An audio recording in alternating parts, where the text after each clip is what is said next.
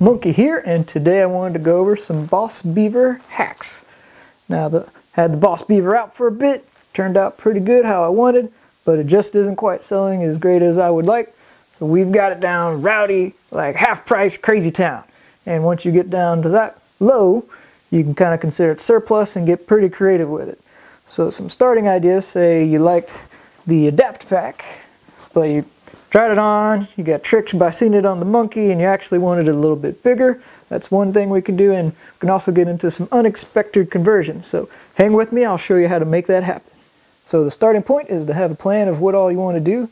The main conversion would be taking off the beaver tail. Sounds crazy at first, but if you want to make it more Adapt Pack-like, that's the big way to get there. So the general idea is getting rid of the connection of the mesh, and then from there we can also look into taking off some loop.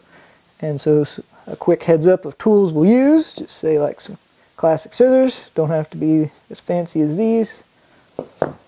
A seam ripper will be good for the loop. Now these look a little wacky if you're unfamiliar, but you can find them in the sewing aisle of most groceries. It doesn't have to be a specialty store like Michael's. Super cheap and great to have to take loop off. More people need to know about this. It's just not hard to take loop off a lot of different tactical gear. If you're lucky enough, in the same aisle you can get some snips, say if we need to get closer to the fabric when we clean stuff up. And for any fraying, we want to burn the edges to seal everything up and try and get it as clean looking and less janky as possible. Okay, now that we got a plan, we'll simplify the workspace. So easy ones are disconnecting up top. So we got this nice modular hardware, one of the perks to the Boss Beaver. This webbing is just a little grippy, makes this particular part more difficult, but we'll get there. Alright, moving on to the side. Easy to take the G-hook off, but there's a decision to be made. One could get crafty and kind of create a loop and sew it down. I'm just going to take it off, but it's definitely something that could be used for other things. On the bottom, however, easy to take off the main points. And then, rather than cutting those off, I think they'll be useful to hook stuff on the bottom, so we're just going to leave those back, try and dodge those when we're cutting stuff up. So now, we got all this to cut up. Basic idea will be getting as close to the base cordura as we can. When in doubt, it's better to have little digits sticking out rather than messing any of your foundation. So we'll get into that, that'll be interesting. On to that next. So this is the big dedication step. No real turning back once you get here. As I was saying, better be on the cautious side. So you got to inspect how you can try and pull it out to get tension. As you can see here, the bottom kind of tries to wrap over if there's no tension. You just got to be really careful.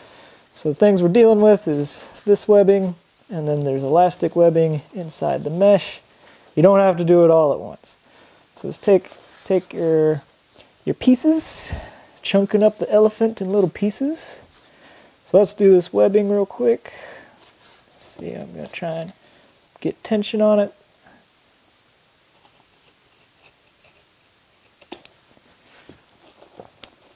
So, managed to not cut the cordura. You'll still see a little bit, we can work on that later. Moving on, so let's try this problem here. And this one's a little trickier because there's multiple materials going on. So at least get it started. I'm really keeping an eye on how the cordura wants to sneak. It's wrapping over. So definitely be on the cautious side rather than trying to be all super close on the first cut. So let's get over this webbing hurdle.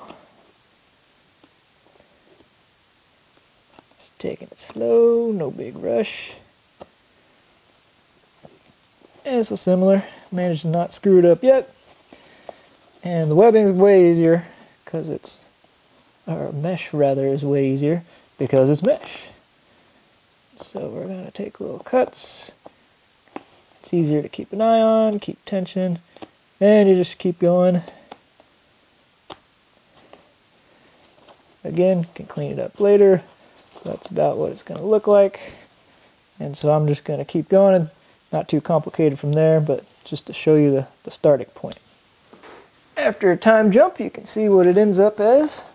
Just went all the way around, staying at it, and staying on mission number 1, which is just do not cut the cordura. That's, if you stick with that, you'll be good one way or another. And there's little frizzies, but I'll show you, zoom in on that here soon. And taking the same concept, did it to the admin area. And this thing's pretty cool on its own, where got quite the organizer, almost for free at this point. You can put this inside this pack or another pack, and I just left the top parts on because one could even hang them in a pack, or you can just snip it off if you decide there's no way you're going to use that anytime soon. For the complicated part, it got a little zany here at the bottom, and so I left these extra tabs. So I'm lucky enough to have a sewing machine, so I would sew them down right about here. But if one wanted to cut and burn there, it'll probably be okay for a while. Anyway, just a detail note on how to make this nice and versatile. Here's a quick close-up, kind of showing what we ended up with. Now, since I wasn't showing it to the camera, it's a lot easier to get closer to the mesh without damaging anything. I was being real cautious on the other side because not only didn't want to screw it up doing the demo, I have to show it to the camera at the same time. So once you get here, it's pretty darn good. If you got as close as this, you can go back with the lighter, but the main thing is to go very, very quickly. You want to get it away from the cordura as much, so you may have to push it out better than I can do on camera. But get as much offset, and you're just doing light strokes to get the burn and the seal. And hopefully you get an idea just seeing how quick it is. You want to make sure you're not lingering, or else you'll just burn a hole in the cordura. You're doing very quick passes to get rid of the frizzies. So to show the end result, filled it up. This kind of gives you an idea of what it looks like. And as I said, it's kind of like a big adapt pack. Some bonus features are you have the double zippers for the CCW, and you got all the other Boss Beaver features like lots of padding and the internal organization.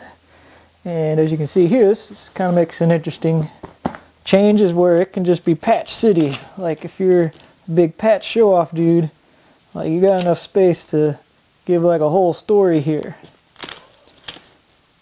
And of course, not to be forgotten, your starting space, but I'm just showing off all this other space. And of course, you can put them in between. Say if you have a long patch, it's a pretty good amount of space to get creative. As another concept, say if you think loop on the outside is for chumps, or you just don't like the look or whatever, I'll show you how to use this cool guy seam ripper I was talking about. And again, the main idea is just don't mess with the cordura. So what we're attacking, and I gotta be a little careful because I'm trying to show you where there's definitely easier entrance points. We're just gonna go for the thread that is holding the loop on. So you can hit a few stitches like so. This maybe gives you an idea. So you're getting it under that stitch, just pushing it through to the sharp point. Normally you grab onto it, but I'm just trying to show you.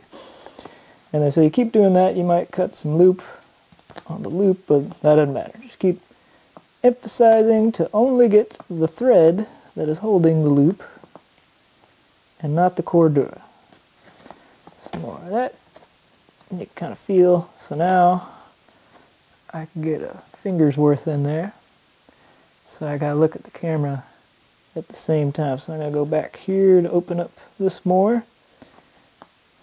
So now I can get a finger in and show it to you guys. So once you get there, you can start doing the seam ripping, as the name is. So you can get it in there, and then it'll depend on the flow and position, all that, but if you're stabbing it in, you got to make sure and dodge that cord draw. But here's a demo when it's rolling. When you want to speed up this process, it looks like this.